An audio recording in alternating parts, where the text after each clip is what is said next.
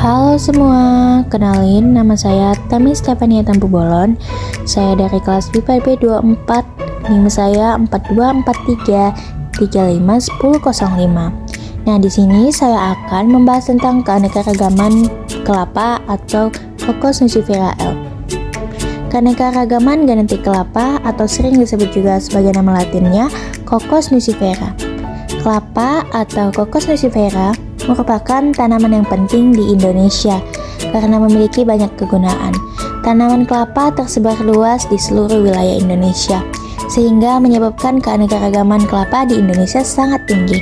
Pemahaman tentang keanekaragaman genetik pada tanaman kelapa akan membantu proses pemeliharaan tanaman kelapa. Lanjut, kita masuk ke pengenalan tanaman kelapa. Kelapa merupakan tanaman tahunan yang memiliki batang yang keras dan pada umumnya tidak bercabang atau sering disebut monopodial dan berakar serabut.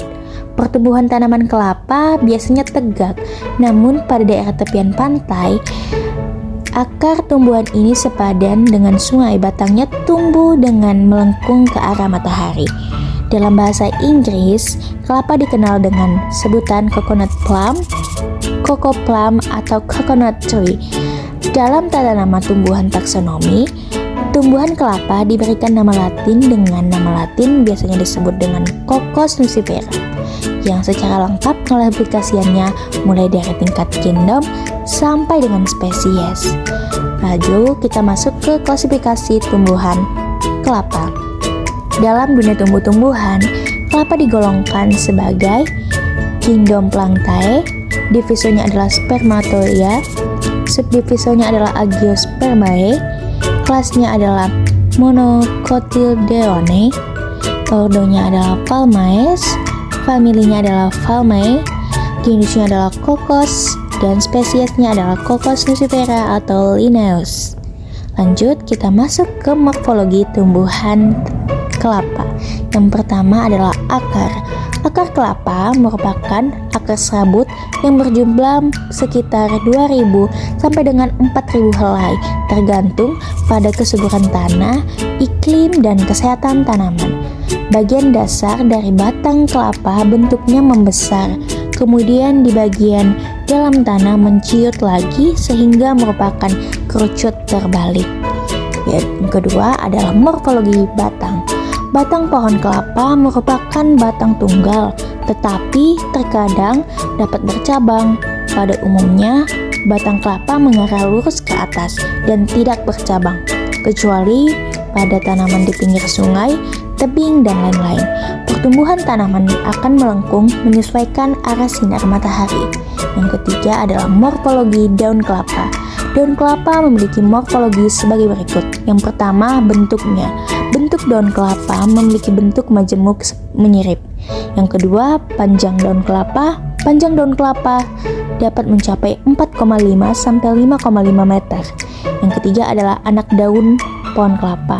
Anak daun kelapa tipis tetapi kaku atau percamenteus dengan lebar 1,5 sampai 5 cm dan panjang 50 sampai 150 cm. Yang keempat adalah warna. Warna daun kelapa berwarna kekuningan saat masih muda dan berwarna hijau tua saat sudah tua. Yang kelima adalah pelepah. Pelepah daun kelapa berpelepah dengan sirip-sirip lidi yang menopang tiap helaian. Yang keenam adalah letak. Letak daun kelapa mengelilingi batang. Lanjut ke jenis-jenis kelapa. Secara umum, kelapa terbagi menjadi 3 jenis, yaitu kelapa dalam, kelapa ganja, kelapa hidrida. Setiap jenis kelapa memiliki ciri-ciri morfologi yang khas, sehingga produktivitasnya pun berbeda dan memerlukan persyaratan tumbuhan yang berbeda pula. Baru kita masuk ke perbedaan jenis-jenis kelapa. Yang pertama adalah buah kelapa dalam. Buah kelapa dalam berdeskripsi. Yang pertama memiliki ciri-ciri berbentuk oval atau elips. Yang kedua, panjangnya 30 sampai 45 cm atau 12 sampai 18 inci. Yang ketiga, diameternya 15-20 cm atau 6-5 inci. Yang keempat, kulit luar kerasnya berwarna kuning. Yang kelima, daging buahnya berwarna putih dan tebal. Yang keenam, endospermnya berupa cairan bening agak keruh yang biasa disebut dengan air kelapa. Lanjut, buah kelapa dalam. Buah kelapa merupakan buah yang dihasilkan tumbuhan kelapa yang termasuk dalam famili Asteraceae atau palm dan genus Cocos. Tumbuhan kelapa berasal dari daerah pesisir Asia Tenggara, Melanesia, dan menyebar ke Amerika Latin, Karibia, hingga Afrika. Kelapa merupakan tumbuhan serbaguna yang dimanfaatkan hampir semua bagiannya, mulai dari makanan hingga kosmetik.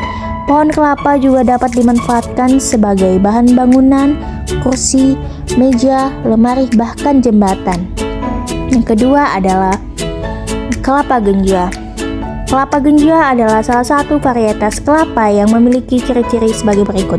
Yang pertama, batangnya ramping dan dari pangkal sampai ujung. Yang kedua, tinggi pohon relatif pendek, sekitar 5 meter atau lebih. Yang ketiga, umur produktifnya adalah dengan bobot 5 tahun sampai lebih dari 50 tahun. Yang keempat, buahnya lonjong dan kecil. Yang kelima, jumlah buah tiap tandan sangat banyak. Kelapa genja memiliki banyak manfaat, diantaranya digunakan sebagai upacara keagamaan, digunakan sebagai bahan virgin coconut oil, diiras niranya untuk kemudian dimasak menjadi gula kelapa, dimanfaatkan sebagai santan. Kelapa genja memiliki beberapa keunggulan dibandingkan kelapa dalam, yaitu sebagai tanaman yang lambat meninggi. Yang kedua, cepat berbuah, yaitu dapat berbuah mulai 3-4 tahun. Yang ketiga, jumlah buahnya lebih banyak. Lanjut ke kelapa hibrida. Ciri-ciri kelapa hibrida yaitu yang pertama, berbuah lebih cepat, yang kedua, tahan penyakit, yang ketiga, buahnya besar, yang keempat, dagingnya buahnya tebal, yang kelima, produktivitasnya dapat mencapai 140 butir per pohon pada umur 3-4 tahun. Yang kelima, pada umur 10 sampai kopra 6-7 tahun. Yang ketujuh, kandungannya memiliki minyak yang tinggi. Yang kedelapan, dapat tumbuh subur di berbagai lahan, termasuk lahan kering maupun basah. Buah kelapa hibrida adalah hasil persilangan antara dua varietas kelapa yang berbeda secara genetik. Tujuannya adalah untuk mendapatkan sifat-sifat unggul dari keduanya. Induk-induknya seperti berbuah lebih banyak, cepat, dan tahan penyakit. Kelapa hibrida dapat dimanfaatkan untuk membuat tepung atau kelapa. Berikut sumber buku yang saya ambil, dan berikut adalah daftar pustakanya. Terima kasih.